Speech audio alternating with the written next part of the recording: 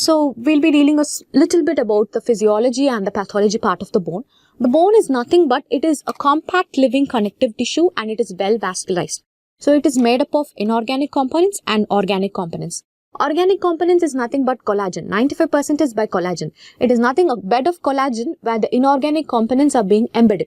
So in the inorganic components, calcium. Calcium forms about 99% of the total body content, followed by phosphate, 86% of the total body content. The composition, as I told you before, it is made up of matrix and cells. In case of matrix, you'll have this organic component and an inorganic component. The organic component will be mainly collagen, which is 90%, and inorganic components, you'll have calcium and phosphorus. The cells of the bone are osteocyte, osteoblast, and osteoclast. This osteocyte and osteoblast are together called as the osteoprogenitor cells. So the structure of the bones usually they are divided into spongy bones and compact bones. The spongy bones are also called as the cancellous bones and the compact bones are also called as the cortical bones. So the spongy bone, as the name suggests, they are light, spongy and soft in nature. In case of compact bones, they'll be heavy, tough and compact in nature. Since they are heavy, tough and compact in nature, they will form the shaft or diaphysis of the long bone. And since the spongy bones are light and they form the ends or the epiphysis of the long bone. Now coming to cell types. So in your screen you can see 3 different cell types. So the bones they contain 3 cell types. One will be the osteocyte, osteoblast and the osteoclast. This multinucleated one is called the osteoclast. This one will be the osteoblast and this is your osteocytes. Out of this, osteoblast and osteocytes are derived from primitive cells.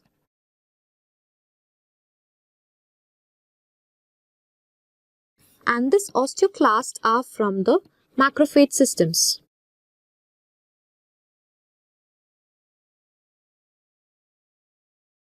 Both this osteocytes and osteoblasts, they help in bone building. Yes, they help in the formation of new bone and osteoclast helps in bone resorption. So as I told earlier, osteoblasts are the bone forming cells. They are modified fibroblast. Osteoblast also synthesize osteoid, which is the organic matrix of the bone. So what happens is that you can see in this picture, this osteoblast will be present on the superficial layer of the bone and they produce this organic component which is called the osteoids. So what happens every time the osteoblast, they keep on producing this organic osteoids and once they finish this part, they move forward. So they keep on moving forward and they keep on forming new lamellas. So osteoblast will come to the surface. Some of the osteoblast will get embedded in this osteoid component and they form the osteocytes. The cytoplasmic process from the osteoblast connects to the osteocytes and they form the canaliculi in the later part. So in this diagram you can see the osteoblast, which is the cells here on the surface, and they form this organic component called the osteoids. So they keep on forming. So what happens, this part is fully osteoid, it's fully mineralized, and sometimes this osteoblast they get embedded in this mineralized bone and forms the osteocyte. And here you have this osteoclast. Osteoclast is nothing but the bone resorption cells. So osteoclast are cells of the mononuclear phagocyte system in the bone.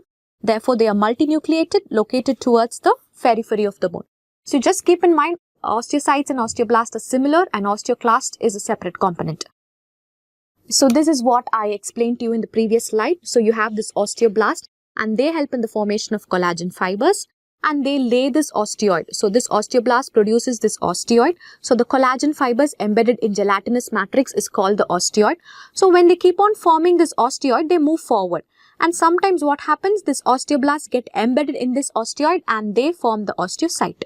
So this is the diagram. This reference is from a physiology book, G.K. Paul.